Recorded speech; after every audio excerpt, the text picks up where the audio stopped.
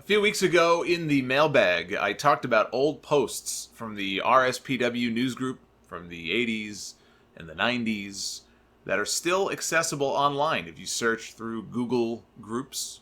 And I read a few of them on the show, and they were kind of funny and kind of amusing.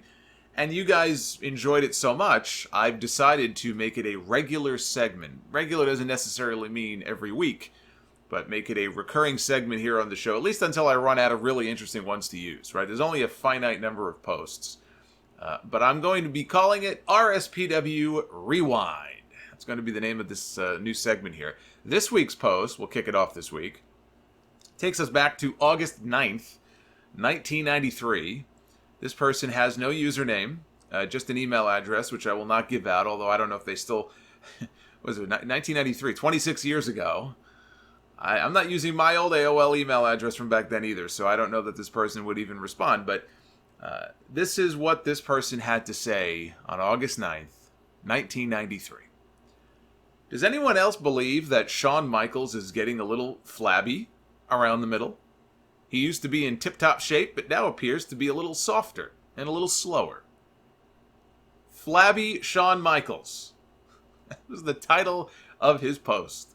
Flabby Shawn Michaels. I always thought it was just baby fat, but I guess he did look a little bit thicker around that time. And then he was suspended right after, and he came back and he looked slimmer. So draw your own conclusions. But then some of the responses here. We had Alan Bick responded. He said, I haven't really looked, but I would say the same can be said for Mr. Perfect. His uniform seems to be getting a little tighter around the belly, and his speed, moves, and perfect plexes all seem less than perfect. But I still hope he wins the belt.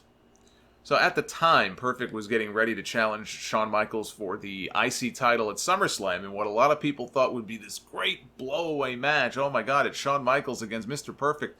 How could they have a bad match? Well, they had a bad match. It was very disappointing, the match that they had at SummerSlam that year. Then we had a reply from Mean Gene. Not that one, I'm sure. This is what Mean Gene said. He said, you want... This is ridiculous. Because you want to see some flab? Look at the Macho Man.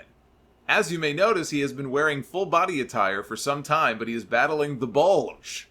He is even really pale. There's one thing I don't ever associate with Macho Man or remember Macho Man being... It's pale. Like, I'm pale. Macho Man was not pale. No wonder all these guys use performance-enhancing drugs. It's because if they didn't, they'd have to listen to people like Mean Gene and Alan Bick.